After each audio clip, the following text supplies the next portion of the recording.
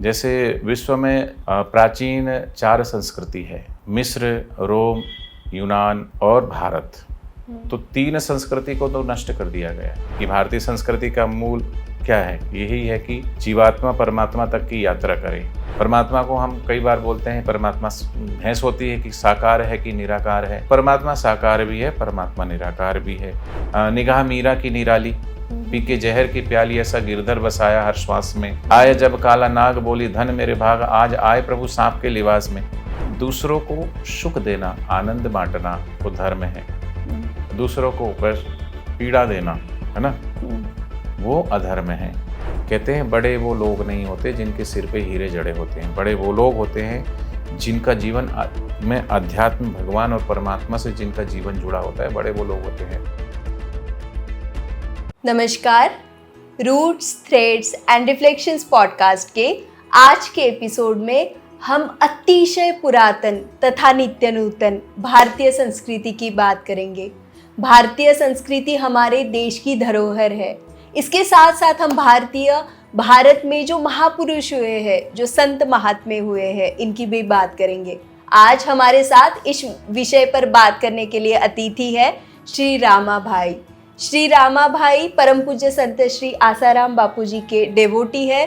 वो पिछले 30 सालों से बापू जी का जो ज्ञान है वो भारत भर लोगों तक पहुंचाने के लिए प्रयास कर रहे, सेवा कर रहे। तो चलिए इस एपिसोड को शुरू करते हैं। आपको ये एपिसोड बहुत अच्छा लगेगा।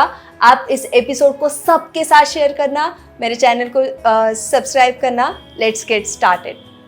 नमस्कार भाई। हरिओम जी। हरिओम। कैसे हैं आप भाई? मैं बहुत बढ़िया हूँ। हमने कल आपका वो प्रवचन देखा जो विद्यार्थी शिविर में आप दे रहे थे। जी। बहुत अच्छा लगा। और अगर वो मैं देखूं छोटे छोटे बच्चों के पॉइंट ऑफ व्यू से भी, तो उनको समझ में आएगा, ऐसे सब भाषा में था। बहुत अच्छा था, बहुत अच्छा लगा।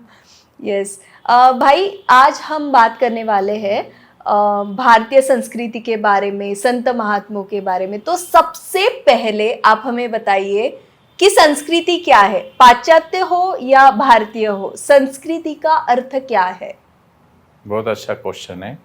संस्कृति संस्कृत से धातु से लिया गया है, संस्कृति, जिसमें हमें संस्कार मिले। और जैसा आपने कहा कि जब भी हम इसका परिचय देते हैं संस्कृति, तो उसमें एक शब्द आता है भारतीय संस्कृति और पाश्चात्य संस्कृति। तो इसका मतलब कहीं ना कहीं भारतीय संस्कृति तो एक ही होना चाहिए, पर इसमें जब आ जाता है कि नहीं, भारतीय संस्कृति और दूसरा पाश्चात्य संस्कृति, तो दोनों में कहीं ना कहीं भेद है। संस्कृति माने जहाँ हमें अच्छे संस्कार मिले, जीवन जीने की एक कला मिले। और संस्कृति जो संस्कार है कि भारतीय संस्कृति का मूल क्या है, यही है कि जीवात्मा परमात्मा तक की यात्रा करे। तो वो संस्कृति से ही उस देश की पहचान होती है। तो भारतीय संस्कृति की मूल धारा है अध्यात्म, ईश्वर प्राप्ति, और जो सबका परम लक्ष्य है। और पाश्चात्य संस्कृति, वो उनको ये बताया जाता है कि ये तुम्हारा जन्म है और ये तुम्हारा बार बार अगला जन्म नहीं होगा, इसी जन्म में। इसलिए आपने देखा होगा कि उनके जो है वो कब्रिस्तान होते हैं, उनको दफनाया जाता है। और वो ये बोलते हैं कि जब अंत होगा, प्रलय होगा, तब सबको वहाँ पे मुक्ति मिलेगी, या जिसका जैसा कर्म होगा उसके अनुरूप उनको जो है वहाँ पर डिसाइड किया जाएगा। पर भारतीय संस्कृति में ऐसा नहीं है। भारतीय संस्कृति में तो अनंत 84 लाख योनियाँ बताई गई है। 84 लाख योनियों से यात्रा करते करते जीवात्मा अनेक अनेक योनियों में जैसा जैसा वो कर्म करता है, उसके अनुरूप उसको अगला जन्म उसका डिसाइड होता है। तो वो डिसाइड कोई परमात्मा नहीं करता है, हमारे कर्म ही हम हमारा डिसाइड करते हैं। तो भारतीय संस्कृति में जो मूलभूत यही है कि हम अपने जैसे यहाँ पर भारत में बहुत सारे धर्म हो गए, बहुत सारे भाषाएं हो गई, तो अलग अलग संस्कृति तो यही कि भारतीय संस्कृति।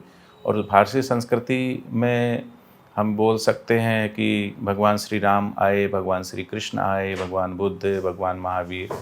तो उन महापुरुषों ने हमें जीवन जीने की सच्ची कला सिखाई, राह दिखाई। तो भारतीय संस्कृति का कोई मुकाबला नहीं है।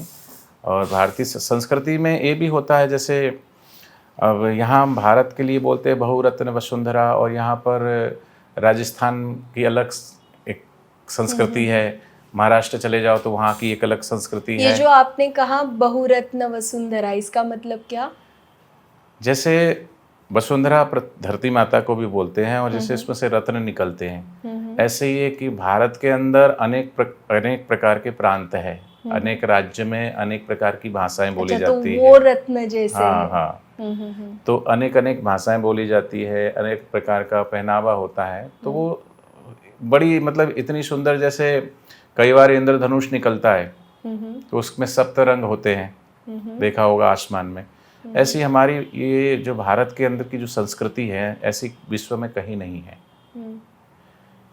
और संस्कृति को मिटाने के लिए, जैसे विश्व में प्राचीन 4 संस्कृति है, मिस्र, रोम, यूनान और भारत।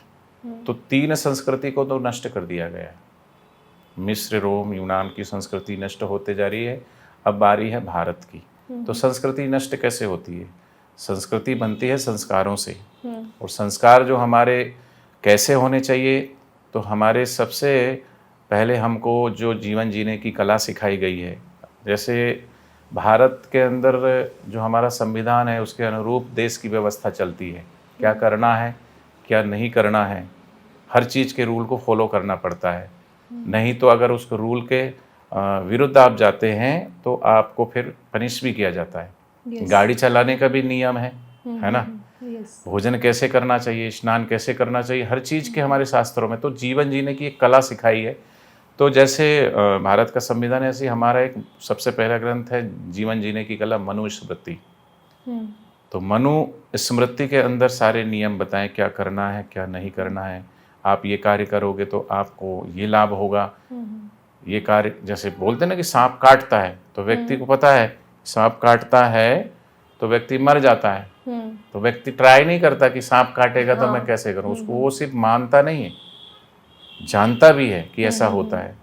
तो ऐसे ही हमारी जो संस्कृति है वो भारत की संस्कृति, और इस संस्कृति में हमें जीवन जीने की कला सिखाई है, और जीवन जीने में क्या करना क्या नहीं करना है, और मूल उद्देश्य यही है कि हम अपने आप को जानें, अपने आप को पहचानें, मनुष्य जीवन मिला क्यों है। तो हमारे संस्कार, हमारे ग्रंथ जैसे 4 वेद हैं, उपनिषद है, तो हमारी भारतीय संस्कृति के मूल ग्रंथ हैं जिनमें जीवन से लेकर मरण तक के सभी चीज़ें बताई गई है। तो ये संस्कृति, भारत की संस्कृति है वो महान है। और मैंने बताया कि किसी भी देश की जो धरोहर होती है वो संस्कृति ही होती है। किसी भी देश की शान होती है वो संस्कृति ही होती है। और ये आज भारत के अंदर जो है, यहाँ हिंदू भी रहता है, यहाँ मुसलमान भी रहता है, यहाँ सिख भी है, ईसाई जो भी है, सभी धर्म के सभी वर्ग के लोग यहाँ पर रहते हैं और शांति से रहते हैं। आपने जैसे कहा भाई जी कि 4 संस्कृति थी, उसमें से 3 तो लुप्त हो गई या होने पे है, और एक है भारतीय, जो ये चारों ही पुरातन थी। लेकिन मैंने इसे सुना है कि भारतीय संस्कृति जो है वो सबसे पुरातन संस्कृति है जो यहाँ पृथ्वी पर चल रही है इतने युगों से। तो इस संस्कृति का उगम क्या है, इसकी किसने डिज़ाइन की, किसने इसको सजाया और अब तक लाया? हाँ, सही कहा आपने, सबसे पुरातन संस्कृति है वो भारत की ही है, और भारत में ही सभी भगवानों का अवतार भी हुआ है। और वो संस्कृति बाद में, खोज तो बाद में हुई ना, जैसे जीवन तो धरती पर अनेक जगहों पर अनेक प्रकार से जीवन जीने की कला सीखी लोगों ने। संपर्क में नहीं आए तो किसी ने कहा कि भारत की खोज किसने की, बोले कि भारत की खोज वास्को डी गामा ने की। लोग बोलते हैं कि खोज की, तो जीवन तो था ना। तो जैसे जैसे संपर्क में आते गए तो अलग अलग जगहों की, जैसे अलग अलग देश हैं तो उनकी अलग अलग संस्कृति है, अलग अलग रीति है, अलग अलग रिवाज है, अलग अलग परंपराएं हैं, उस परंपराओं के अनुरूप वो जीवन जीते हैं। तो जब भारत में आए तो भारत की जो संस्कृति है या भारत जो है, भारत का मतलब ही क्या है, भा माने ज्ञान, रत माने जो ज्ञान में रत है, उसी से भारत जो पढ़ा। तो यहाँ की जो संस्कृति है, जब से कहते हैं ना कि सृष्टि की उत्पत्ति होती है, हमारे यहाँ तो पूरा विश्लेषण है श्रीमद् भागवत में कि ये सतयुग आता है, उसके बाद फिर द्वापर आता है, सतयुग के बाद त्रेता आता है, त्रेता के बाद फिर द्वापर आता है, फिर कलयुग आता है। तो सतयुग इतने इतने वर्षों का है, फिर उसके बाद त्रेता इतने इतने वर्षों का है, उसके बाद पूरे चारों युगों का वर्णन है कि उसके बाद प्रलय होता है, कुछ नहीं होता है, फिर से नया जीवन शुरू होता है, युग परिवर्तन। तो उपनिषद में एक श्लोक आता है, ओम पूर्णमदः पूर्णमिदं पूर्णात् पूर्णमुदच्यते पूर्णस्य पूर्णमादाय पूर्णमेवावशिष्यते, कि आपने कहा कि इसको किसने रचा, इस सृष्टि की सुंदर रचना कैसे किसी को भी, क्योंकि जहाँ भी हम कोई भी चीज़ देखते हैं तो उसको बनाने वाला कोई ना कोई तो होता ही है। कोई ये कहे कि नहीं, इसमें कई बार विवाद हो जाता है, नास्तिक बोलता है कि नहीं ये तो ऐसा ही एक नेचर है और कोई भगवान नहीं है, लेकिन हर चीज़ को बनाने वाला तो है। तो मैं कई बार एक भजन गाता हूँ, उसमें एक लाइन दोहराता हूँ, गा के दिखाइए। मैं उसके शब्द बोल देता हूँ कि आप गा के भी दिखा सकते हैं। ठीक है, 2 लाइन। जिसने रचा है संसार, जिसने रचा है संसार, आओ मानने से पहले उसको जान ले, जिसने रचा है संसार। विभिन्न रंगों के फूल लगते हैं प्यारे, सब में उसी का सुवास है। चांद और तारे नभ में चमकते सितारे, सब में उसी का प्रकाश है। जग का मिटाया अंधकार, आओ मानने से पहले उसको जान ले। बच्चे के जन्म से पहले माता के उर में जिसने दूध भर दिया, कीड़ी चींटी से हाथी तक के भोजन का जिसने प्रबंध किया है। योगेश जग का भरतार, माने जो योगेश्वर है भगवान श्री कृष्ण हैं, उनको आदि नारायण भी कहा जाता है। शास्त्रों में ऐसा आता है कि आदि नारायण, सबने देखा होगा कि क्षीर सागर में भगवान जो आदि नारायण जी है वो लेटे हुए हैं।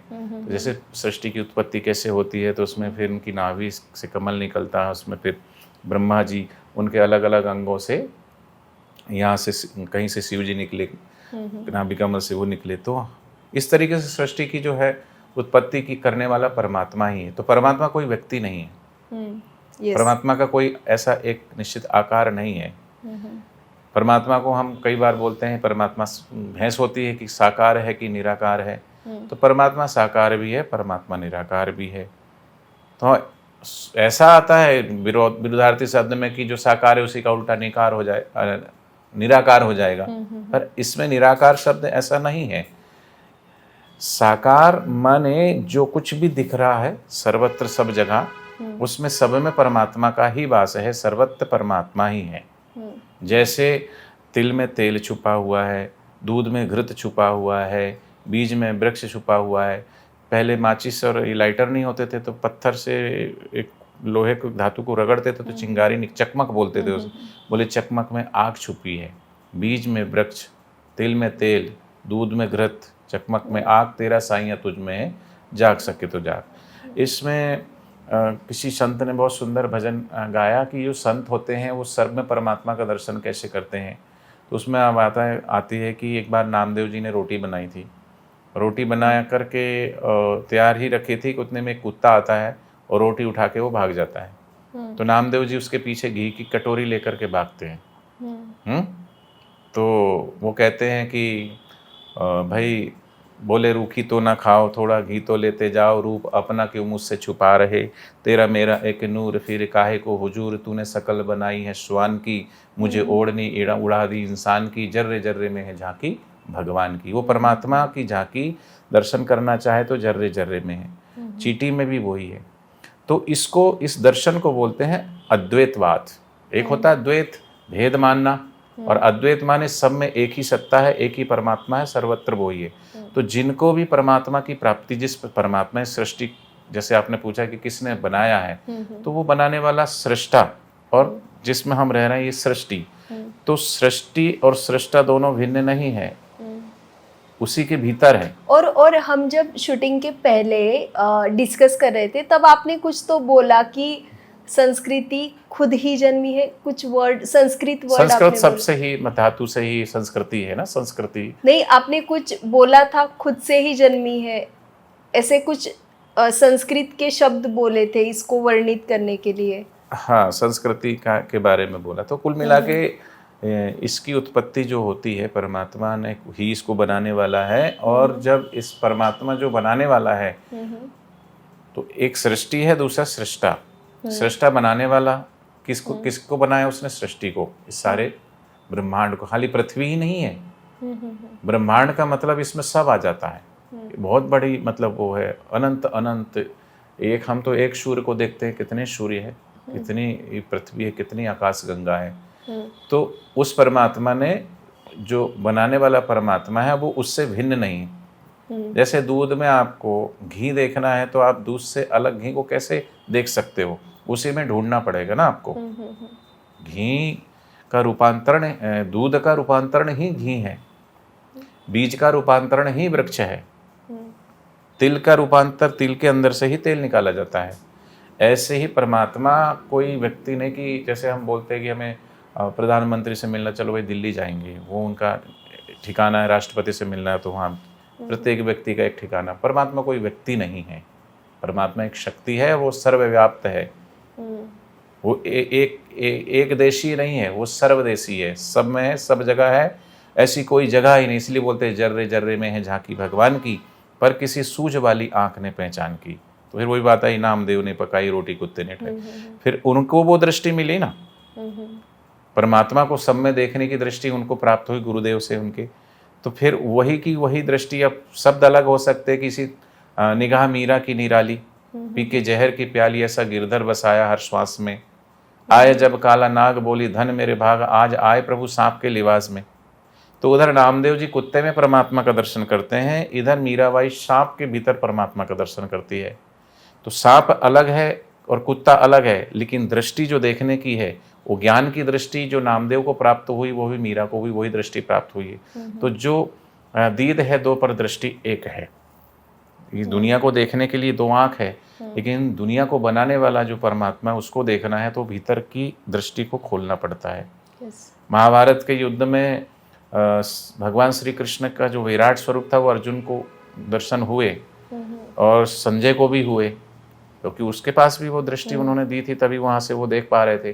तो वो युद्ध के मैदान में तो बहुत सारी इधर भी सेना थी, उधर भी सेना थी, पर किसी को तो नहीं हुए, क्योंकि भगवान श्री कृष्ण ने अर्जुन को दिव्य दृष्टि दी। वो थर्ड आई, जिसको तीसरा नेत्र बोलते हैं, वो थर्ड आई जब ज्ञान के द्वारा प्राप्त होती है, तो कहने का मतलब है कि वो परमात्मा को बनाने वाला कोई नहीं है, परमात्मा स्वयंभू है। इसलिए भगवान शिव का नाम एक और है, स्वयंभू। उसको किसी ने नहीं बनाया, उसने सबको बनाया। इसलिए हम ये नहीं कह सकते कि पृथ्वी, ये संसार की रचना किसने, रचना तो रचाने वाला परमात्मा ही है। धर्म और अध्यात्म ये संस्कृति के अंग है। मेरी तो समझ ना के बराबर है, लेकिन मुझे क्या लगता है कि धर्म मतलब क्या करना चाहिए और क्या नहीं करना चाहिए, ये बताने वाला धर्म। और अध्यात्म मतलब धर्म को फॉलो करने के लिए जो हमें काबिल बनाता है, वो अध्यात्म। जैसे कि धर्म बोलता है सच बोलो, तो अध्यात्म क्या करेगा? अध्यात्म में जो भी प्रैक्टिसेस होती है, माला हो गई, ध्यान हो गई, सेवा हो गई, ये हमें काबिल बनाएगी कि हम सत्य बोल पाए। तो ये तो बड़ी बेसिक सी अंडरस्टैंडिंग है, शायद अधूरी, आधी अधूरी है। तो आपके अनुसार धर्म और अध्यात्म क्या है? देखो, धर्म की पूर्ण व्याख्या है धारयति ही इति ही धर्म, जो धर्म को धारण करे। जैसे आपने बोला कि सत्य बोलना भी धर्म है ना, सत्य बोलना, किसी को पीड़ा कह रहे हैं, धर्म क्या है और अधर्म क्या है। गोस्वामी तुलसीदास जी ने रामचरितमानस की पूरी रचना की और उसके बाद दो शब्दों में धर्म और अधर्म की, पाप और पुण्य की परिभाषा उन्होंने बता दी कि दूसरों को सुख देना, आनंद बांटना वो धर्म है, दूसरों को पीड़ा देना, है ना, वो अधर्म है। तो धर्म की बहुत सारे हम डेफिनेशन कर सकते हैं। वास्तविक में जो एक ही चीज़ है धर्म किसको बोलते हैं, धर्म अभी धरती पर देखा जाए तो कहते हैं कि 1300 प्रकार के धर्म हैं। अच्छा, पर हम तो हिंदू, मुस्लिम, सिख, ईसाई, जैन, बौद्ध, पारसी, है ना, बुद्धिस्ट, ऐसे कुछ लोग, कुछ ही हम ये बौद्ध धर्म है, हाँ, लेकिन बहुत सारे धर्म हैं। पर मैं ये कहता हूँ कि ये सब धर्म नहीं है, ये सब मत पंथ मजहब हो सकते, धर्म एक ही है, सत्य सनातन। गुरु नानक जी उसको बोलते हैं आद सत्य जुगात सत्य, है भी सत्य नानक होसे भी सत्य। जो था, जो है और रहेगा, जो तीनों कालों में जिसका कोई नाश नहीं करता, जो शाश्वत है, सनातन है, वही धर्म है। ठीक है। भगवान श्री कृष्ण गीता में कहते हैं एक श्लोक में अर्जुन को कि सर्वधर्मान परित्यज्य मामेकम शरणम ब्रज, तू सब धर्मों को छोड़ के मेरी शरण में आ, मैं तुझे सभी पापों से मुक्त कर दूंगा। अहम तुम सर्व पापेभ्यो मोक्षयिष्यामि मा शुचा। तो अब वहाँ पे ये बात आती है कि जब भगवान श्री कृष्ण ने जो गीता सुनाई है वो 5600 या 700 वर्ष पूर्व सुनाई होगी, तो उस समय तो धरती पर कितने धर्म थे? कोई धर्म नहीं, एक ही धर्म था। तो क्या आज की जो परिभाषा है धर्म की, क्या भगवान श्री कृष्ण उस परिभाषा के अनुरूप बोल रहे हैं कि सर्वधर्मान, सब धर्मों को छोड़ के मेरी शरण आ जा? धर्म तो एक ही था। पर भगवान श्री कृष्ण जो जिस धर्म की बात कर रहे हैं, फिर उसमें एक आगे और श्लोक आता है, भगवान कहते हैं स्वधर्मे निधनम श्रेयम पर धर्म भयावह। अब इसमें भी स्वधर्म और परधर्म आ गया। तो स्वधर्म की व्याख्या क्या, स्वधर्म क्या है और परधर्म क्या है? तो स्वधर्म है सतचित आनंद, जो हमारा वास्तविक स्वरूप है। हम जो दिख रहे हैं ये पंच तत्वों का शरीर है, ठीक है, इसमें भी ये स्थूल शरीर है, फिर कारण शरीर है, सूक्ष्म शरीर है ना। तो भगवान कहते हैं कि भाई जो ये दिख रहा है यही नहीं है, इसके अलावा भी कुछ और है। ठीक है। तो स्वधर्मे निधनम श्रेयम परधर्म वा, अपना जो वास्तविक स्वरूप है, तो वास्तविक स्वरूप क्या है? जो परमात्मा का स्वरूप है वो जीवात्मा का स्वरूप है। अब परमात्मा और जीवात्मा अलग अलग क्यों हो गए? कि परमात्मा, जीवात्मा को जीने की वासना जागी, इसलिए वो जीव है, और जीव जब चला जाता है तो वो शिव हो जाता है, जीवपना चला जाता है। तो परमात्मा का स्वरूप क्या है? तो भगवान ने श्रीमद् भागवत गीता के पहले श्लोक में कहा है सच्चिदानंद रूपाय विश्व उत्पत्ति आदि हेतवे। उसमें वो पहला प्रश्न भी आपका आ जाता है कि सृष्टि की उत्पत्ति किसने की और किसने बनी, कि सर्व उसमें है कि सच्चिदानंद रूप। भगवान कैसे हैं? बोले सत्य है, चित्त है और आनंद स्वरूप है। तो सच्चिदानंद रूपा या विश्व की उत्पत्ति आदि हेतु का भी वही कारण है, उन्हीं से होती है।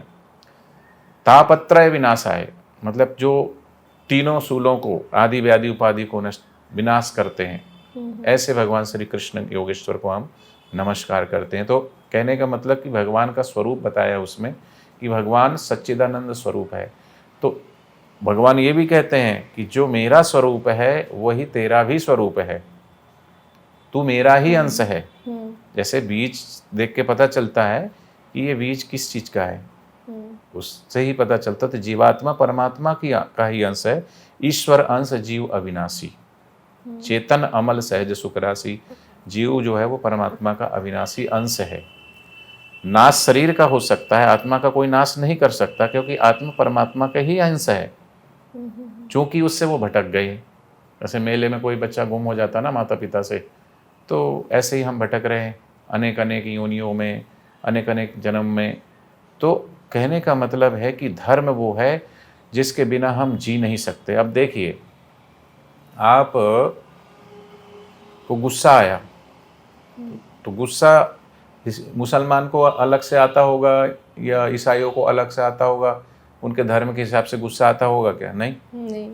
गुस्सा में जो बॉडी के अंदर मूवमेंट होते हैं वो सेम ही होते हैं।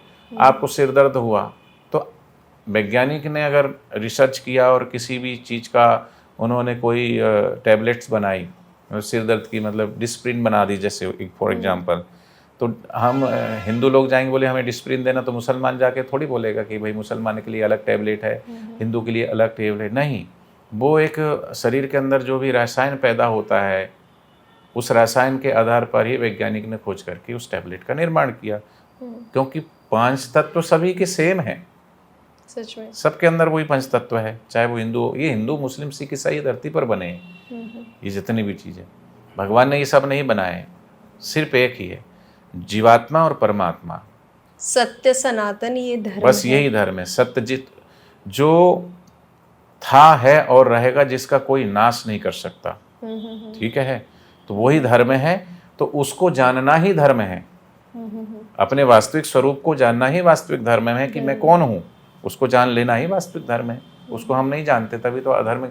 अच्छा, भगवान श्री कृष्ण कहते हैं कि स्वधर्मे निधनम श्रेयम पर धर्म भयावह, माने काम ये धर्म नहीं है, क्रोध ये धर्म नहीं है, लोभ अहंकार घृणा ईर्ष्या वैमनस्य द्वेष, जो ये सब अधर्म कहे गए कि ये तुम्हारा धर्म वास्तविक धर्म नहीं है। तुम्हारा धर्म तुम्हारा है, तुम सच्चिदानंद स्वरूप हो, आनंद स्वरूप हो, और उस सच्चिदानंद और आनंद स्वरूप में अगर आप मर भी गए तो श्रेय है, अच्छा है, श्रेष्ठ है। लेकिन काम में, क्रोध में, लोभ में, अहंकार में आप जी रहे हो तो भी मृत्यु तुल्य ही भयावह है। तो भगवान श्री कृष्ण ने 2 शब्दों में ही धर्म और अधर्म की और वास्तविक धर्म की व्याख्या बता दी कि स्वधर्मे निधनम श्रेयम, अपने धर्म में मर जाना अच्छा है। दूसरा धर्म मतलब काम क्रोध लोभ अहंकार में, मतलब शरीर के साथ जुड़कर ही जीना, ये धर्म नहीं है। अपने परमात्मा के साथ जुड़कर के उसमें एकाकार होकर के एक हो गए तो फिर उसमें तो विलीन होना, फिर मर जाना भी अच्छा है।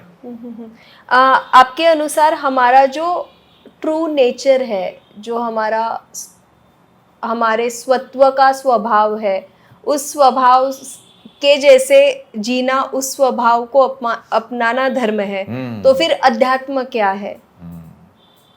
जो ये आध्यात्मिक प्रैक्टिसेस करते हैं, जैसे लोग ध्यान करते हैं या आपके आश्रम में देखिए लोग माला करते रहते हैं, तो इनका क्या फायदा है, क्या रोल है धर्म को अपनाने में? देखो, हमारे योग शास्त्रों में अष्टांग योग आता है, तो हमारा क्या होता है कि शरीर को उस परमात्मा के अनुरूप जैसे योगाभ्यास करते हैं, भाई प्राणायाम करना है हमको। अष्टांग योग में ध्यान, धारणा, प्राणायाम, सब ये अस्ते ब्रह्मचर्य, ये सब चीज़ें उसमें आ जाती कि हम उस परमात्मा को पाने के अनुकूल हम अपने आप को बना सकें। अध्यात्म का मतलब कि भाई हम अपने भीतर उन सभी गुणों को धारण कर सकें, उन सभी गुणों को अपना सकें, जिससे हम परमात्मा की तरफ, परमात्मा से निकटता बना सकें, परमात्मा के निकट पहुंच जाएं। तो जैसा आपने बोला कि धर्म क्या है, मैंने धर्म के बारे में आपको बताया। वैसे तो धर्म के ऊपर अगर बोला जाए तो बहुत बोल सकते हैं, क्योंकि देश काल परिस्थिति के हिसाब से धर्म की व्याख्या अलग अलग हो जाती है व्यवहारिक तौर पे, है ना। एक जगह पर एक चीज़ धर्म है, वही दूसरी जगह अधर्म है, तो उसको कैसे डिसाइड करेंगे? जैसे सत्य बोलना है। अब कोई व्यक्ति, एक जगह कोई संत बैठे हैं और वहाँ से गाय भागते भागते जा रही है आगे, और पीछे कसाई है, और वो पूछता है कि महाराज इधर से कोई गाय को देखा आपने? तो महाराज जी ने झूठ बोल दिया। अब वे देखा जाए तो सत्य बोलना धर्म है, सत्य बोलना अधर्म है, लेकिन महाराज जी ने झूठ बोला कि इधर कोई गाय नहीं गई है। सत्य बोलते हैं तो गाय कटती है, तो उसमें भी वो पाप के भागी बनते हैं। तो अगर किसी को बचाने के लिए, अच्छे काम के लिए अगर झूठ बोला, वो भी पुण्य ही है, पाप नहीं है। उसके प्राण बचाए उन्होंने, ऐसा नहीं है। अब एक व्यक्ति डूब रहा है नदी में, और कोई नदी किनारे बैठ करके ध्यान कर रहा है, भाई मैं तो ध्यान कर रहा हूँ, लेकिन उस समय अगर उसके सामने अगर वो देख रहा है कि कोई डूब रहा है, तो उनका धर्म है, उनका कर्तव्य है कि उसको पहले बचाएं। अपनी आंखों से अगर देखा है तो अपना फर्ज है। अपनी आंखों से देखा है कि एक छोटा, एक जो कमजोर है पक्ष, वो उस पर दूसरा हावी हो रहा है, या ये गिलहरी है, या उसको कोई खाने के लिए दौड़ रहा है, कुत्ता या हो, तो अपन ने अगर देखा है संसार सृष्टि क्रम में सब एक दूसरे को खाने के लिए बनाया गया है, Yes. लेकिन हमारा कर्तव्य है कि हमारे आगे अगर वो चीज़ कोई खाई जा रही है, हमारा धर्म उसको बचाना है। तो ऐसे ही एक पिता का धर्म बच्चों के लिए अलग होता है ना, और सबका अलग अलग धर्म हो जाता है।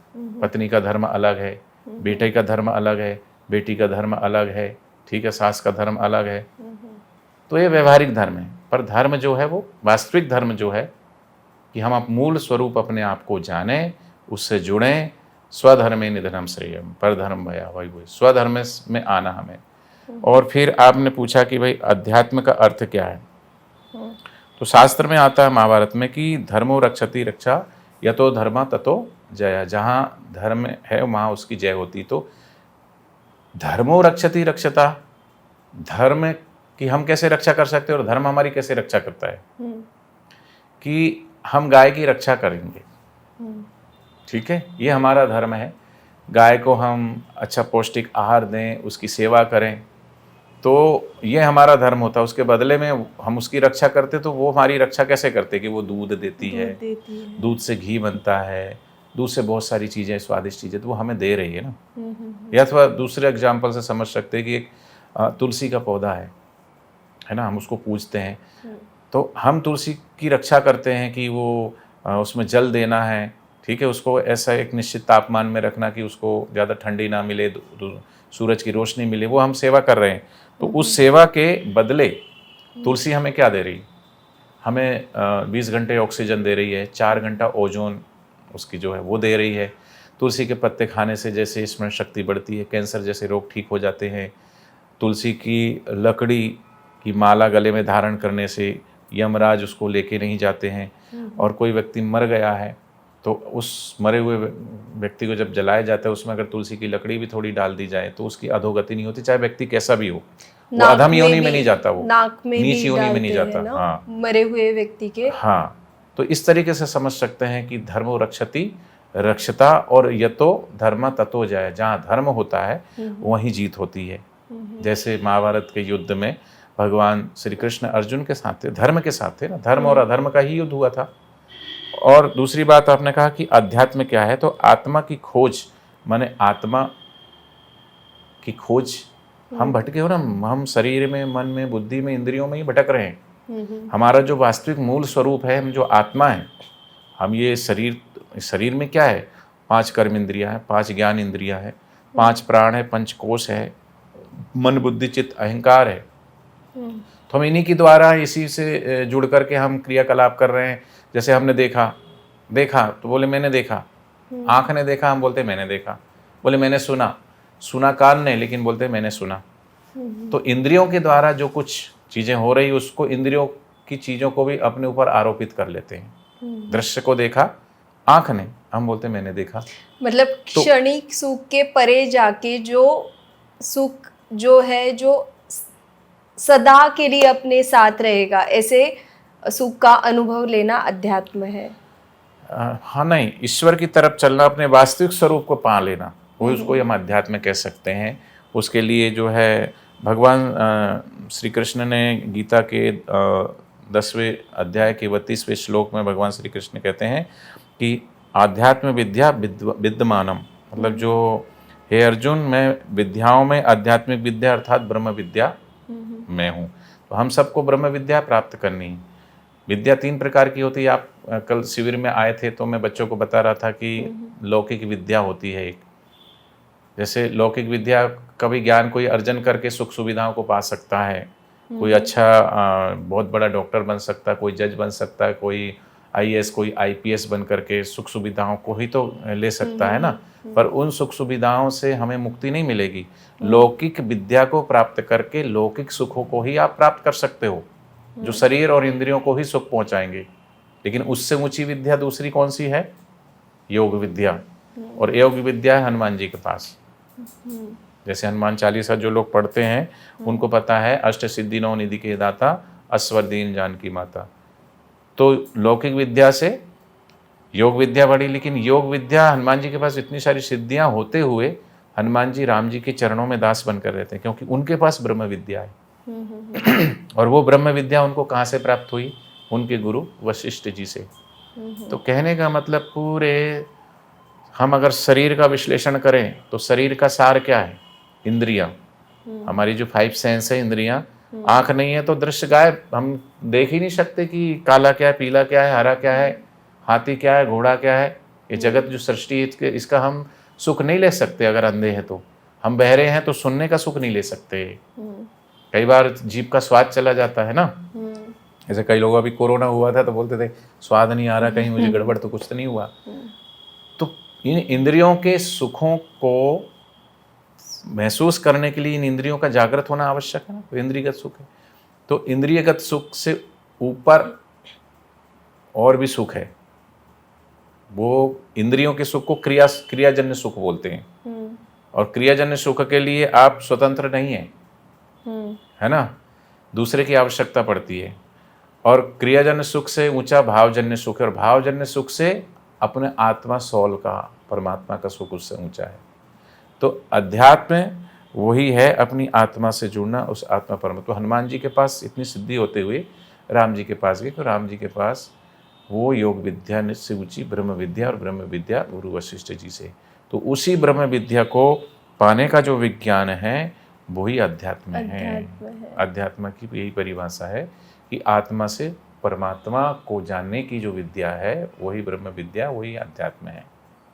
हम अगर भारतीय संस्कृति की बात करें तो भारतीय संस्कृति अतिशय पुरातन है तथा वो नित्य नूतन भी है। अगर हमने आज के मॉडर्न जीवन में भी वो अपनाई तो भी मतलब बहुत अच्छे से फिट हो जाती है। लेकिन पता नहीं क्यों भारत के जो लोग हैं उनके आंखों में ना वो पाश्चात्य संस्कृति की चमक चमकती है। मैं अभी ये बोल रही हूँ, लेकिन नोइंगली, अननोइंगली, कॉन्शियसली, अनकॉन्शियसली मैं भी बहुत सारे पाश्चात्य संस्कृति के एस्पेक्ट्स फॉलो करती हूँ। ऐसे हर किसी का होता है। तो ऐसे क्यों है कि हमारी संस्कृति इतनी परिपूर्ण होके भी हमें ये पाश्चात्य संस्कृति में रस दिखता है या चमक दिखती है? ऐसे क्यों होता है ये भारतीयों का आजकल? देखो क्या है कि व्यक्ति ना फिजिकली हो गया है। पहले पश्चिम में बड़ा व्यक्ति किसको माना जाता है कि जैसे हम यहाँ बोलते हैं कि हमारे देश में सबसे बड़ा व्यक्ति कौन है, बोले अंबानी है, अडानी है, बिरला है, टाटा है। तो इनको बड़ा आदमी बोल रहे हैं हम, ठीक है। तो ये पाश्चात्य संस्कृति की सोच है, ये है ना। कहते हैं बड़े वो लोग नहीं होते जिनके सिर पे हीरे जड़े होते हैं, बड़े वो लोग होते हैं जिनका जीवन में अध्यात्म, भगवान और परमात्मा से जिनका जीवन जुड़ा होता है, बड़े वो लोग होते हैं। कबीरा ये जग निर्धना, कबीरदास जी ने क्या बोला? कबीरा ये जग निर्धना, धनवंता नहीं को, धनवंता तेहु जानिए जाको, राम नाम धन होई। तो विदेशों में तो जिसके पास अनेक सुख सुविधाएं हैं, प्रॉपर्टी है, पैसा है, उसको बड़ा मानते हैं कि वर्ल्ड में सबसे बड़ा अमीर व्यक्ति ये है। तो भारत में ऐसा नहीं है। भारत में की हमेशा ऐसी सोच रही है कि चेतना के स्तर पर कौन कितना बड़ा है, चेतना के स्तर पर देखा जाता है। किसकी चेतना हमारी हाँ कितनी डेवलप हुई है, अपने वास्तविक स्वरूप के कितने निकट पहुंचा है, उसकी आध्यात्मिक यात्रा कितनी हुई है। भगवान बुद्ध थे तो बुद्ध नहीं बने थे तब राजकुमारी थे, तो उनके पास तो सब चीज़ें, राजकुमार थे, सब कुछ था। लेकिन उन्होंने उस सुख को छोड़ करके वो उस ब्रह्म विद्या, आत्मविद्या को पाने के लिए सब राजपाट, पत्नी और बेटे को छोड़ करके सब चले गए। ऐसे कितने कितने लोग हुए। तो हमारी ये संस्कृति रही है कि हमारी जो पूरब की संस्कृति है, पूरब में उस व्यक्ति को बड़ा माना जाता है जिसने अपने वास्तविक स्वरूप को जान लिया, पा लिया। पश्चिम की संस्कृति में ऐसा नहीं है। तो आजकल क्या हो गया है कि अपने वास्तविक स्वरूप को पाने के लिए साधना करनी पड़ेगी, उपासना करनी पड़ेगी, बहुत सारी चीज़ों को छोड़ना पड़ता है ना। गलत आदतें पाल रखी है ना। अब कोई है नॉनवेज खा रहा है, कोई शराब पी रहा है। फिजिकली होने का मतलब ये है कि जो इंद्रियों के पकड़ में जो आ रहा है, उस इंद्रियों के पकड़, इंद्रियों में बहुत जल्दी पकड़ में आ जाता है। सूक्ष्म चीज़ों को देखना है तो आप बिल्कुल इन चीज़ों से नहीं देख सकते, नहीं आंखों से। उसके लिए अलग फिर यंत्र क्यों बनाना पड़ा? चांद यहाँ से दिख रहा है लेकिन उसको और मून को देखना तो उसके यंत्र बना दिए, ठीक है। तो ऐसे ही स्थूल चीज़ें जल्दी पकड़ लेती आँख, कान जो है वो शब्द पकड़ लेता, आँख दृश्य को पकड़ लेता है, नाक जो है वो सुगंध दुर्गंध को पकड़ लेती है, जीभ है वो स्वाद को पकड़ लेती है, हमारे जो 5 सेंस है स्पर्श, सुख सर्दी है कि गर्मी वो फील होता है। तो ये स्थूल जो आदमी बड़ा भौतिक और बहुत निम्न शारीरिक तल पर ही जीने लगा है। शारीरिक तल के ऊपर एक और भी है ना, आत्मा का भी तल है, परमात्मा का भी तल है। तो क्रिया का जैसे बोले क्रिया के द्वारा कोई सुख लेना, क्रिया से ऊंचा भाव है, जैसे मंदिर में बैठना, भगवान का पूजन करना, अर्चना, ये भाव है। भाव से ऊंचा फिर और जो है परम सुख, वो समाधि का सुख है। समाधि माने जो परमात्मा की वास्तविक स्थिति है। कहते हैं ना, ब्राह्मणी स्थिति प्राप्त कर कार्य रहे न शेष, मोह कभी न ठग सके, इच्छा नहीं लवलेश। जिसकी इच्छा भी कोई लवलेश नहीं है, उनके लिए हर्ष शोक सब एक समान है, निंदा स्तुति सब एक समान है। तो उस चीज को भूलते जा रहे हैं। उसके लिए कोई भी व्यक्ति जब परेशान हो जाता है, हताश निराश हो जाता है, तो फिर वास्तविक सुख की खोज में जाता है कि मैंने ये करके भी देख लिया, कुछ नहीं हुआ, मैंने पैसे कमा के भी देख लिया। पहले आदमी सोचता है कि पैसे कमा लूंगा तो सुख पा लूंगा, लेकिन पैसे कमा लिया उसने, लेकिन पैसे कमाने के बाद उसकी स्थिति वही की वही रही। एक छोटी सी स्टोरी बता दूं मैं आपको। हाँ हाँ प्लीज। इससे आपको ये पूरा हो जाएगा कि आज व्यक्ति इतना स्थूल क्यों हो गया है, इतना मतलब उन चीज़ों के पीछे भागते रहता है। तो इच्छा, जो एक पहले पायदान पे एक व्यक्ति खड़ा है मान लो, ठीक है, और एक अंतिम पायदान पर बहुत ऊंचाई पे खड़ा है, तो हम सोचते हैं कि वो बहुत बड़ा है। जैसे पहले पायदान पे एक व्यक्ति है, वो मजदूर है, वो कमाने के लिए जा रहा है, पैसे इकट्ठे करना है मुझे, तो उसकी सोच होती है मैं पैदल जा रहा हूँ और काश मुझे थोड़ा जोड़ के पैसे में साइकिल ले लूं। उसकी सोच साइकिल तक। इच्छा तो है ना उसकी भी। इच्छा क्या है कि एक साधन जुटा लूं मैं, जिससे मुझे परिश्रम कम हो, मेहनत कम मिले और साधन मिल जाए जिससे मैं सुविधा का सुख ले सकूं। अच्छा, जिसके पास चलो साइकिल हो गई उसकी, पर साइकिल में भी थोड़े दिन बाद वो उससे ऊब जाता है, वो सोचता है मेरे पास मोटरसाइकिल होनी चाहिए। चलो मोटरसाइकिल भी उसको मिल गई, पर क्या उससे संतुष्ट हो गया वो? नहीं। वो थोड़े दिन बाद सोचता है मुझे मेरे पास कार होनी चाहिए, क्योंकि बारिश होती तो मैं भीग जाता हूँ, हेलमेट लगाना पड़ता है, गर्मी लगती है, मक्खी मच्छर आ जाते हैं, कुछ भी है। अब कार जिसको मिल गई तो कार वाला सोचता है अरे मेरे पास तो ये कंपनी की है, उस कंपनी की होनी चाहिए, अच्छी होनी चाहिए, बड़ी होनी चाहिए। मेरे पास तो मारुति कंपनी है, मेरे को तो मर्सिडीज चाहिए, BMW चाहिए, ये चाहिए। इच्छाएं तो बढ़ती जा रही है, सबकी इच्छाएं, जैसे जैसे वो बढ़ रहा है इच्छाएं भी बढ़ रही है ना। तो अच्छा, जिसके पास कार है तो वो सोचता है मेरे पास हेलीकॉप्टर होना चाहिए। अच्छा, हेलीकॉप्टर वाला सोचता है मेरे पास तो जो है हवाई जहाज होना चाहिए। तो क्या है, सबके अंदर तो इच्छाएं तो है ही ना। संतुष्ट तो वो भी नहीं है, पहले वाला भी और आखिरी वाला भी संतुष्ट नहीं है। इसकी तो कम से कम इतनी ख्वाहिश थी, छोटी सी थी कि साइकिल ले लूंगा, उसकी तो और बड़ी, जितना बड़ा आदमी उतना ही बड़ा वो भीतर से असंतुष्ट है। पर एक चीज है कि गरीब आदमी ये सोचता कि भविष्य में मैं सुखी हो जाऊंगा, इसलिए वो भागते रहता है, पैसे कमाता है, मकान बनाता है, सब कुछ सुख सुविधाएं करके एक मुकाम कर ये बना लिए वो बना लिए। लेकिन जिसके पास ऑलरेडी ये सब कुछ है, हर सुख सुविधाएं हैं, वो व्यक्ति उस गरीब आदमी से भी ज़्यादा हताश निराश और परेशान है। वो क्यों है?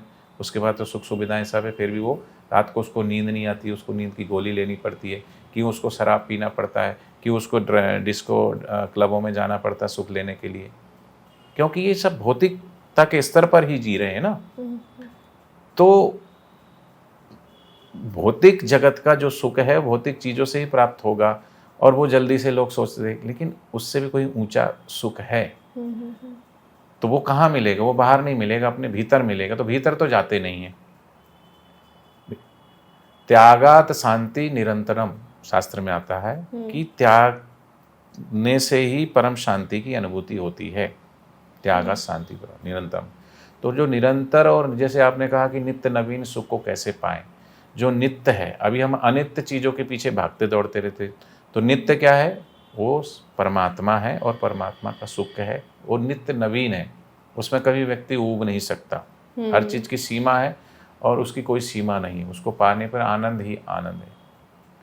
तो इसलिए उस नित्य नवीन सुख को पाने के लिए अध्यात्म की ओर मुड़ना, जो भी मुड़े तो इसीलिए तो मुड़े ना, राज छोड़ा, पाठ छोड़ा, बच्चों को छोड़ा, पत्नी को छोड़ा और उस सुख की तलाश में चले गए, तो भगवान बुद्ध हो गए, भगवान को पा लिया, भगवत तुल्य हो गए, और बल्कि भगवान से भी ज़्यादा, जैसे बोलते हैं ना, गुरु की उपाधि पा ली, वहाँ पहुँच गए। तो जिसने भी पाया है उनने इन संसारिक सुखों को, इंद्रियगत सुखों को छोड़ करके और उस वास्तविक सुख की तलाश में गए, तब उन्होंने उस वास्तविक सुख को पाया।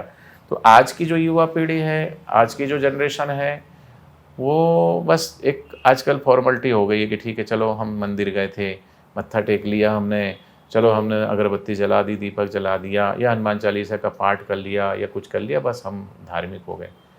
क्रिया कांड को ही व्यक्ति करके सोचता कि मैं धार्मिक हूँ, पर क्रिया से परमात्मा को नहीं पाया जा सकता। परमात्मा कोई क्रिया का विषय नहीं है, अक्रिय।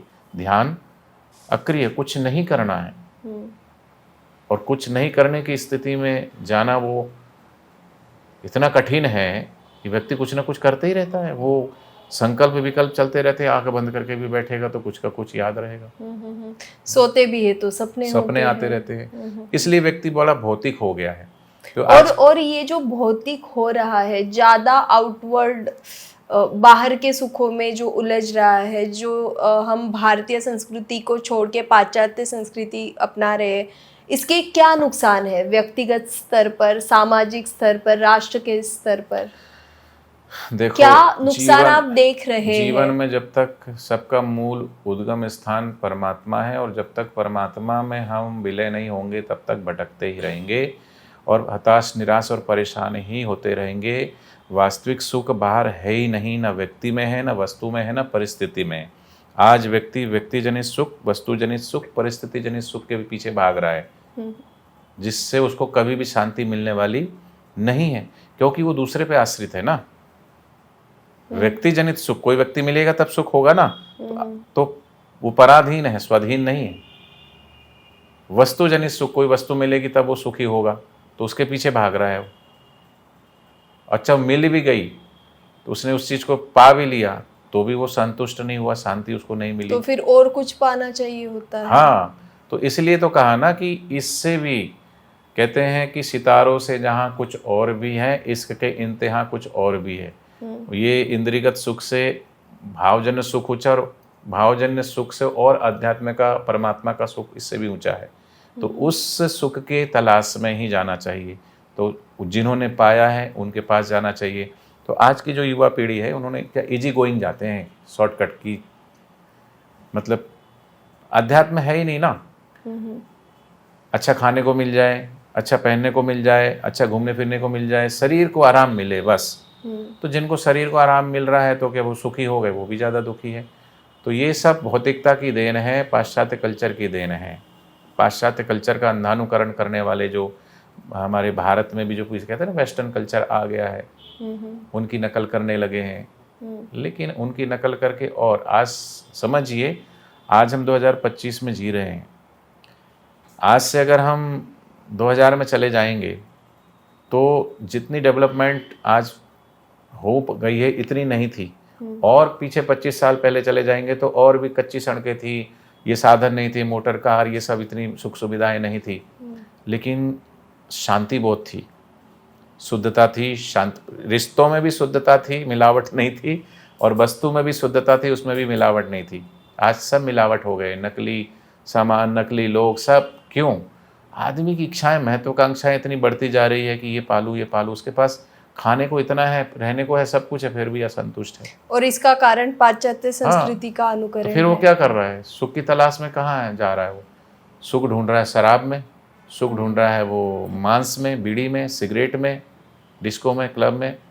तो वहाँ सुख तो है ही नहीं। थोड़ी देर के लिए वो बेहोश हो जाता है, उसको लगता है बस मैं सब कुछ भूल गया, लेकिन दुख तो और ही लगा हुआ रहता है। तो वही है कि जब तक हम, भगवान के वही वचन है कि सर्वधर्मान परित्यज्य मामेकम शरणम व्रज, तो जब तक मेरी शरण नहीं आएगा तब तक तुझे वास्तविक शांति नहीं मिलेगी। तो सभी को चाहिए कि जैसे भगवान बुद्ध ने भी कहा कि सत्यम शरणम गच्छामि, ईशम शरणम गच्छामि, बुद्धम शरणम गच्छामि।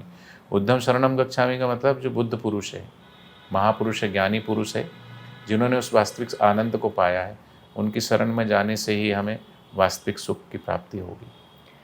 भारत राष्ट्र के निर्मिति में अगर हमें मजबूत राष्ट्र बनाना है तो इसमें ये संस्कृति है, धर्म है, अध्यात्म है, इसका क्या रोल है?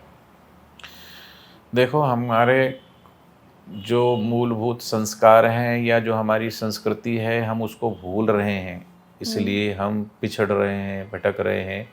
हमारे ऋषि मुनियों ने सब कुछ दे रखा है, हमारे भगवान ने सब कुछ दे रखा, लेकिन कहीं ना कहीं हम उन चीज़ों से अनभिज्ञ होकर के इधर उधर भटक। तो हमें फिर से अपनी जड़ों से जुड़ना पड़ेगा। वृक्ष अगर सूख रहा है तो कहीं ना कहीं उसको खाद और पानी नहीं मिल रहा है, तो वो कुम्हला रहा है या फिर सूख रहा है, तो उसको फिर से खाद और पानी की आवश्यकता है। ऐसे ही हमें अपने राष्ट्र को, अपनी संस्कृति को मजबूत करना है तो अपने धर्म से जुड़ना पड़ेगा, हमारी संस्कृति से जुड़ना पड़ेगा, अपने संस्कारों से जुड़ना पड़ेगा कि हमारे संस्कार क्या, हमारे ऋषि मुनियों का जीवन कैसे रहा है, हम किसकी संतान हैं, हम किसके वंशज हैं अपने। तो तू है आर्य वंशी ऋषि कुल का बालक, प्रतापी यशस्वी सदा दीन पालक। मतलब कदम अपने आगे बढ़ाता चला जा, युवा वीर है धन धनाता चला जा। तो हमें अपनी संस्कृति से जुड़ने के लिए हमने संस्कारों को देखना पड़ेगा, ऋषि मुनियों का जो जीवन रहा है, हमारे शास्त्र हैं, उपनिषद है, वेद है, पुराण है, उसमें सब कुछ दे रखा है हमारे ऋषि मुनियों ने जीवन जीने की कला, जन्म से लेकर के मृत्यु पर्यंत सब जीवन, जन्म कैसे होता है और मृत्यु कैसे होगी, मतलब जन्म से लेकर मोक्ष तक की सारी चीज़ें बता रखी। बस जुड़ने की आवश्यकता है। राष्ट्र को मजबूत करना है तो सबसे पहली बात है कि बचपन से ही हमें अच्छे संस्कार मिले। और संस्कार कौन देगा? अब माता पिता अगर संस्कारी हैं तो वो संस्कार दे सकते हैं, पर माता पिता ज्ञानी तो नहीं है ना। इस देश में एक माता हुई मदालसा, तो वो बच्चों को तो क्या क्या बोलती हैं, लेकिन वो माता तो बोलती तो शुद्धोषी, तो बुद्धोषी, निरंजनोषी, तो शुद्ध है, तो बुद्ध है, तो निरंजन है, तो चैतन्य है। ऐसे दिव्य भाव की लोरी सुनाती थी उनकी। आजकल की माताएं क्या सुनाती हैं उनको? तो कहने का मतलब उस सौल से, आत्मा से उस परमात्मा को जोड़ना, बार बार दिलाना कि तुम शरीर नहीं हो, तुम मन नहीं हो, तुम बुद्धि नहीं हो, तुम चित्त भी नहीं हो, तुम अहंकार भी नहीं हो, तुम चिदानंद रूप शिव हो, तुम्हारा वास्तविक स्वरूप आनंद स्वरूप है, शिव स्वरूप है। बार बार उसकी याद दिलाना। हम देव भाव में रहेंगे तो देव भाव में फिर जन्म लेना पड़ेगा। हम अगर अपने आप को बंधन में मानेंगे तो फिर बंधन में ही है, और हम बोलेंगे नहीं, हम तुम शुद्ध बुद्ध चैतन्य स्वरूप है, और उसके अनुरूप अभ्यास करना। तो राष्ट्र तो मजबूत तभी बनेगा जब हम अपने वास्तविक स्वरूप को जान लें। सिर्फ ये सोच लें कि सिर्फ लौकिक विद्या को प्राप्त करके, देखो नरेंद्र थे तो नरेंद्र ने तो लौकिक विद्या को ग्रहण कर ही लिया था और नौकरी के लिए इधर उधर भटकते थे, लेकिन जब रामकृष्ण परमहंस आए तब उन नरेंद्र में से विवेकानंद रूपांतरित हो गए, तो वो ब्रह्म विद्या पाया, वास्तविक आनंद को पाया। तो सबका कर्तव्य है कि जब तक अपने ज्ञान को नहीं पाएंगे तब तक हम एक दूसरे से भेद भी करते रहेंगे। ये राष्ट्र अलग है, वो राष्ट्र अलग है, भारत अलग है, पाकिस्तान अलग है, चीन अलग है। हमने एक ही धरती में लकीरें खींच रखी है। जैसे देखा होगा पहले आपने कि भाई एक पिता है, उसके पास 100 एकड़ ज़मीन है, ठीक है। अब 100 एकड़ ज़मीन है, उसके 5 बच्चे हो गए, तो फिर पाँचों में बंटवारा हो गया, तो 20-20 एकड़ हो गई। फिर उनके बच्चे हो गए, उनका भी बंटवारा। उस धरती को टुकड़े कोई छोटा छोटा करते आ रहे हैं। तो हैं हम तो वसुदेव कुटुंबकम की भावना नहीं, हम व्यापक हैं सब पे, लेकिन हमने अपने आप को संकीर्णता में मान लिया है। संकीर्णता यही है कि हम अगर पंजाबी के घर पैदा हुए तो बोले मैं पंजाबी हूँ, कोई मारवाड़ी के घर पैदा हुआ तो बोले मैं मारवाड़ी हूँ, है ना। तो अपने को जाति वाला, अपने को मजहब वाला मानने लगे। लेकिन धर्म क्या कहता है, संत क्या कहते हैं कि तुम्हारा एक ही धर्म है, तुम्हारी एक ही जात है। कौन सी जात है? जो परमात्मा की जात है, वही तुम्हारी जात है। जो परमात्मा का धर्म है वही तुम्हारा धर्म है। तो जब ये दिव्य भाव और ये दिव्य ज्ञान जब तक जीवन में नहीं आएगा तो ये संकीर्णता रहेगी। भौतिकता के आधार पर हम कितना भी राष्ट्र को उन्नत कर लें, लेकिन शांति नहीं। जो शांति 50 साल पहले थी वो अभी नहीं है। संसाधन देखा जाए तो जो 50 साल पहले नहीं थे उससे कई गुना संसाधन बढ़ गए हैं, लेकिन उतनी अशांति भी बढ़ गई है। क्या 50 साल पहले इतने हॉस्पिटल थे?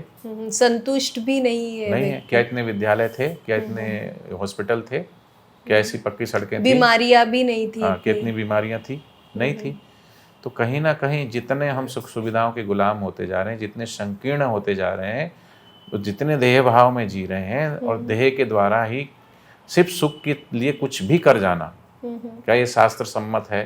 क्या इस मेरे शरीर के अनुकूल है कि नहीं? विपरीत आहार, विपरीत आचरण, है ना, धर्म और संस्कृति और मर्यादा के विरुद्ध करते हैं तो फिर दुख पाते हैं, बीमारियां घेर लेती शरीर को। तो फिर ये कष्ट ही तो हो रहा है ना, खुद को कष्ट दे रहे हैं। यस। भाई जी, आप जब हमारे घर पे आए तो मैंने तुरंत तिलक लगा लिया। आपको पता नहीं होगा, आजकल हमारे एज के मतलब मैरिड गर्ल्स भी, मैरिड लेडीज भी, वो थोड़ा ऐसे फैंसी टॉप पहन लिया तो तिलक नहीं लगाते।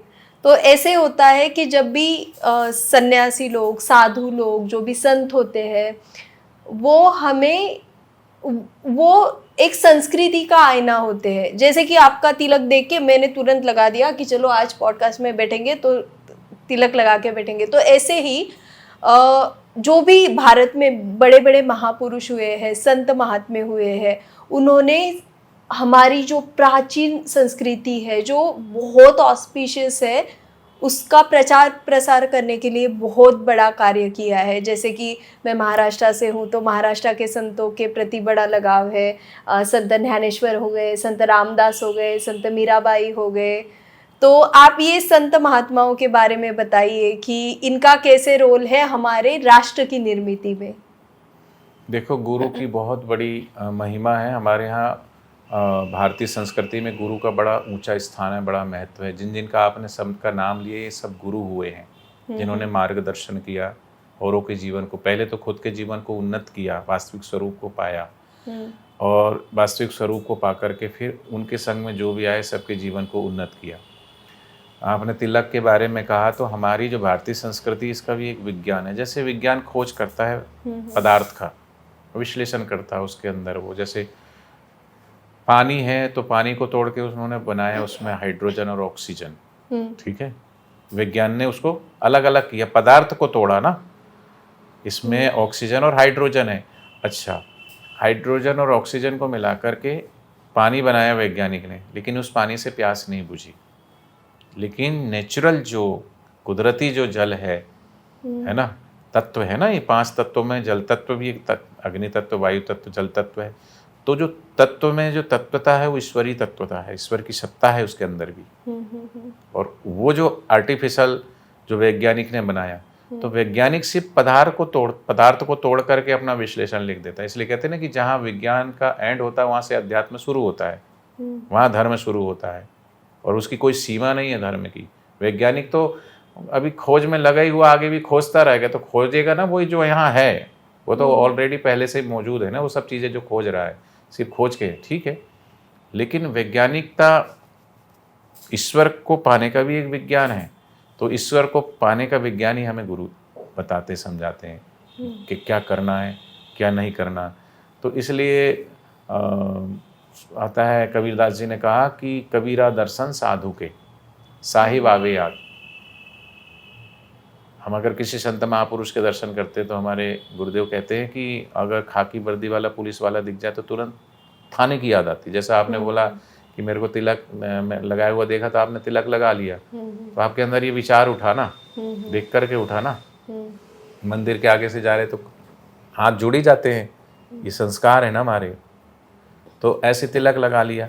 तो ऐसे ही खाकी वर्दी वाला पुलिस वाले को देखो तो थाने की याद आती, सफ़ेद कोट वाले डॉक्टर को देखो तो हॉस्पिटल की याद आती, डॉक्टर को देखो तो हॉस्पिटल की याद आती है, पुलिस को देखो तो थाने की याद आती है, वकील को देखो तो कोर्ट कचहरी की याद आती है, संत को देखो तो, भक्त को देखो तो भगवान की याद आती है, संत को देखो तो भगवान की। इसलिए कहा कबीरा दर्शन साधु के, साहिब आवे याद। संत को देखते ही भगवान साहिब परमात्मा को बोलते हैं, उनकी याद आने लगती है।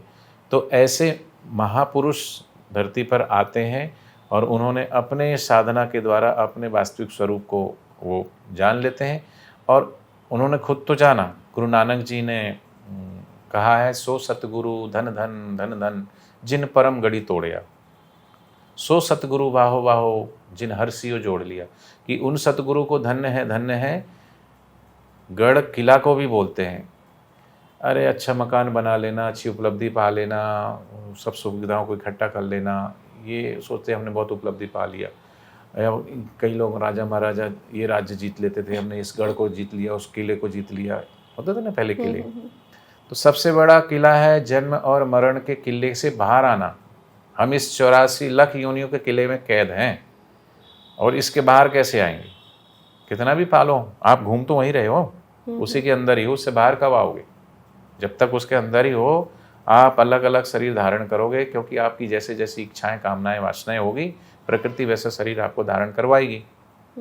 ठीक है, तो उसी में घूम रहे। लेकिन ऐसे महापुरुष जिन्होंने इसको तोड़ करके, इस जन्म और मृत्यु रूपी किले को तोड़ करके बाहर आ गए, सो सतगुरु धन धन जिन परम गढ़ी तोड़िया सो सतगुरु भाव। अच्छा, उन्होंने तोड़ करके अपने वास्तविक स्वरूप को तो पा लिया, लेकिन उनके साथ में जो भी आए उनका भी उन्होंने कल्याण कर लिया, उनका उद्धार कर दिया।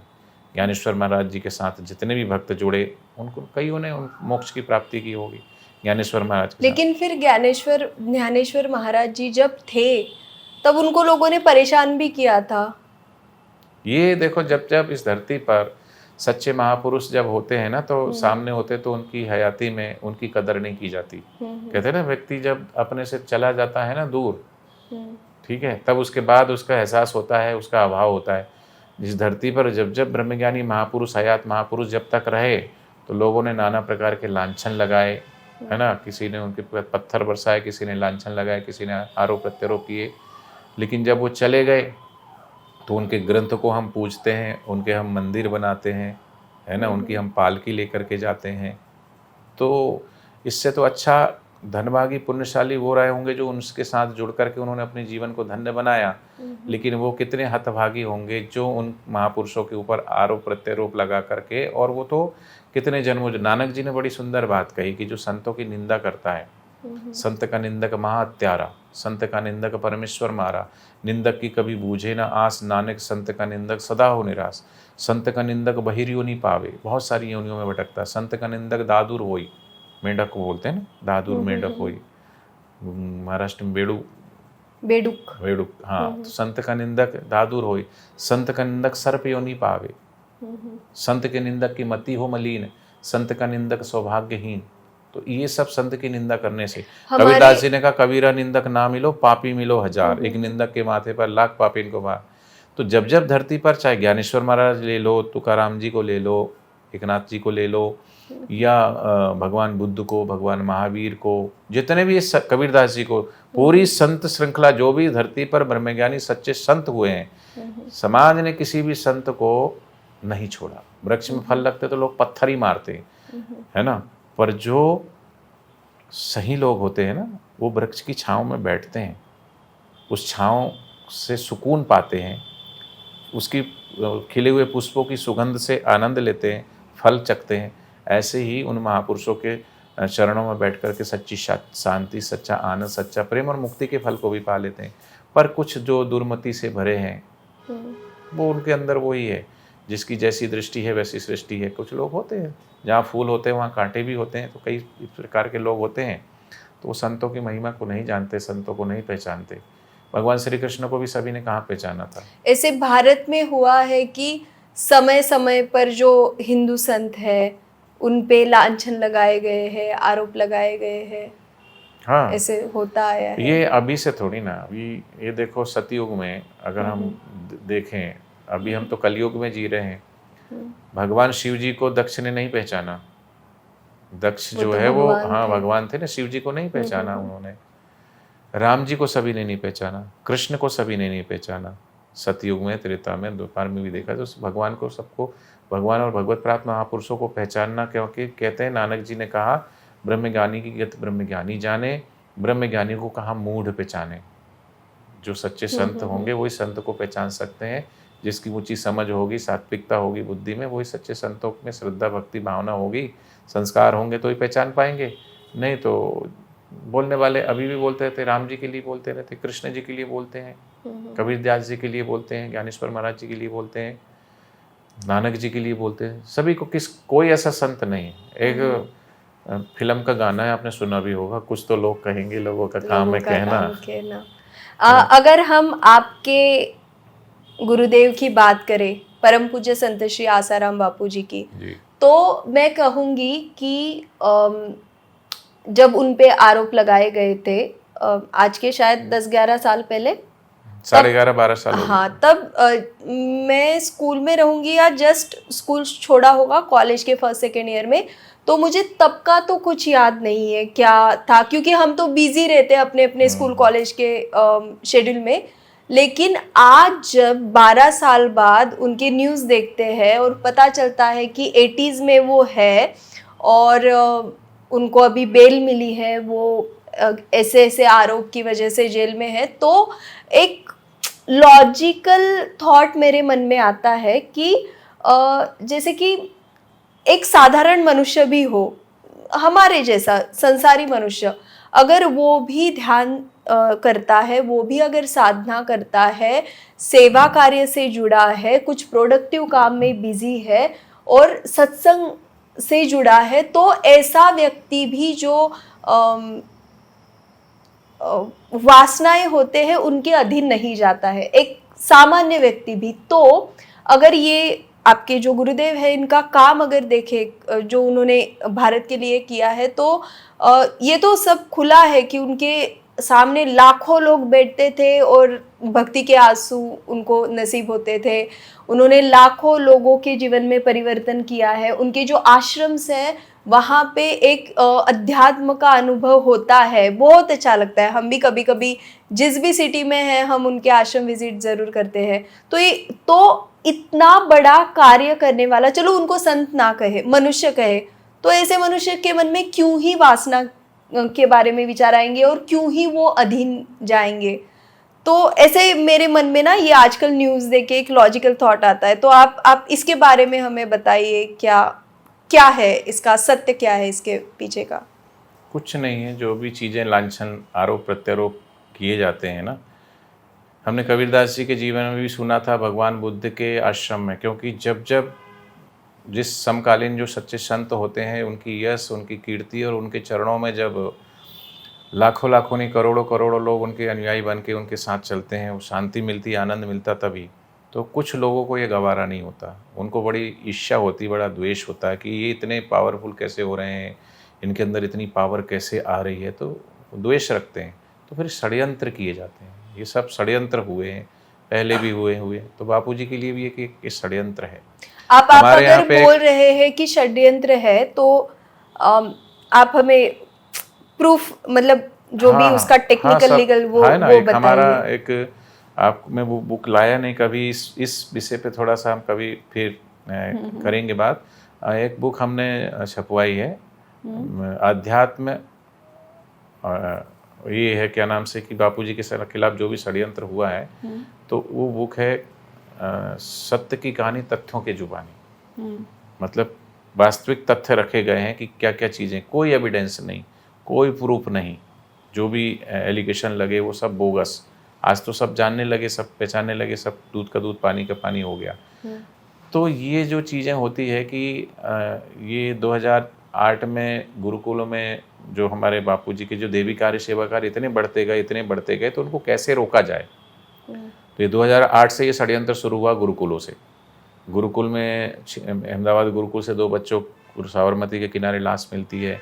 फिर आश्रम पे नाना प्रकार के आरोप प्रत्यारोप लगाए जाते हैं कि यहाँ तंत्र होता है, मंत्र होता है। उस पर जांच कमेटी बैठती है, 2013 तक वो चलता है केस, ठीक है। तो उसमें क्लीन चिट मिल जाती है कि ऐसा आश्रम में कोई भी ऐसी गतिविधियाँ नहीं है, बच्चों की डूबने से मृत्यु हुई साबरमती के किनारे पानी में डूबने से। लेकिन उस समय मीडिया ने और नाना प्रकार के मीडिया ट्रायल तरह तरह की बातें कर करके समाज को क्या परोसा मीडिया ने। उसके बाद जब उसमें कुछ क्लीन चिट मिल गई, तो 2013 में निर्भया कांड हुआ था दिल्ली के अंदर।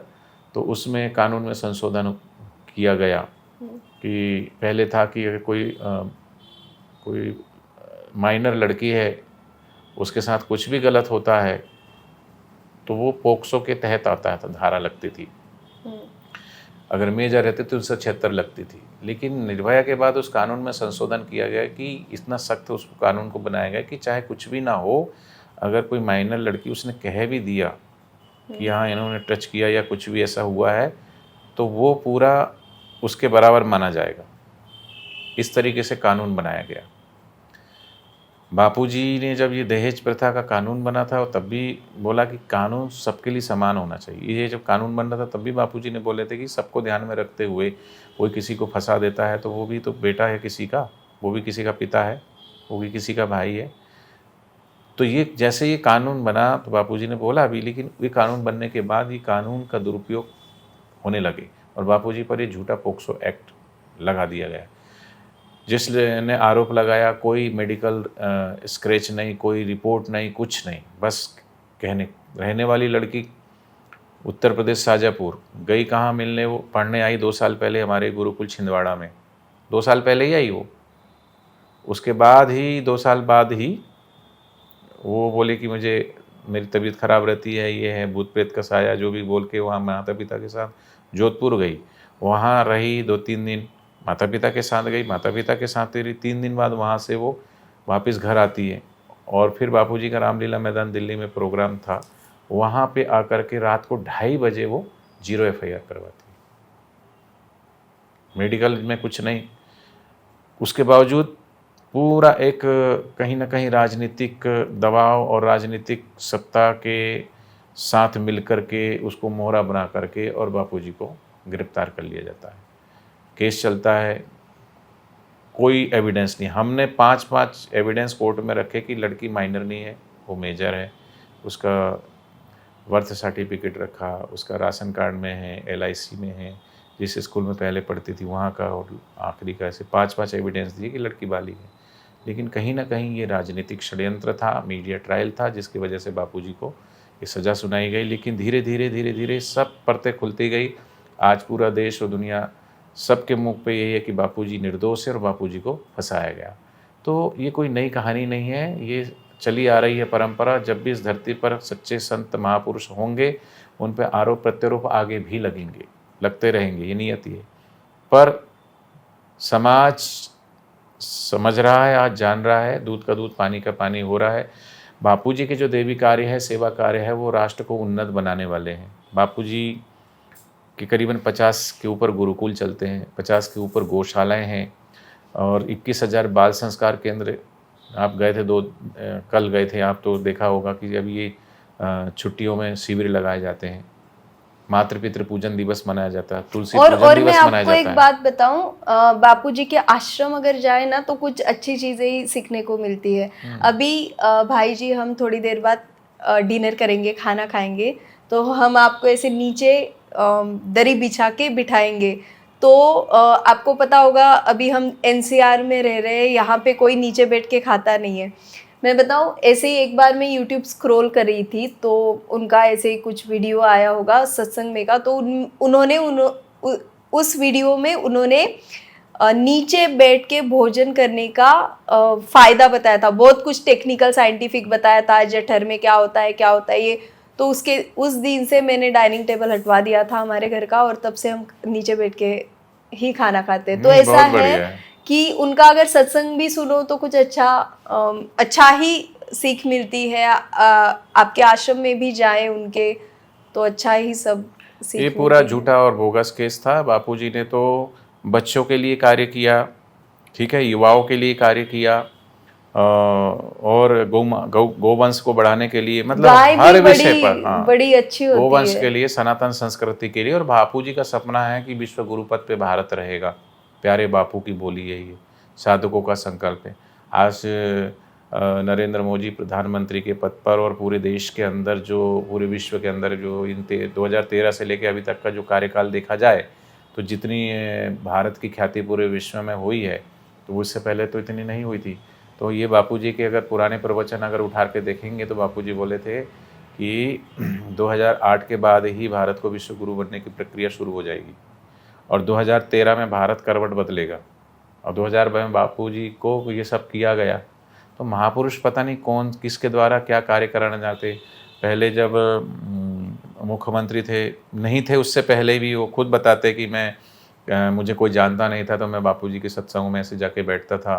फिर उसके बाद ही बापूजी के आशीर्वाद से मुझे मुख्यमंत्री 3-3 बार बनने का सौभाग्य प्राप्त हुआ। और जब वो मुख्यमंत्री थे तो बापूजी के सत्संग में जा कर के बैठते थे तो बापूजी उनको देख करके बोलते थे कि इनको मैंने नाम दिया है मोदी मल। ये ऑन रिकॉर्ड है, ये सब आरोप प्रत्यारोप अब लगे हैं और बापूजी का आशीर्वाद उनको मिला और वहाँ से वहाँ वो पहुँचे।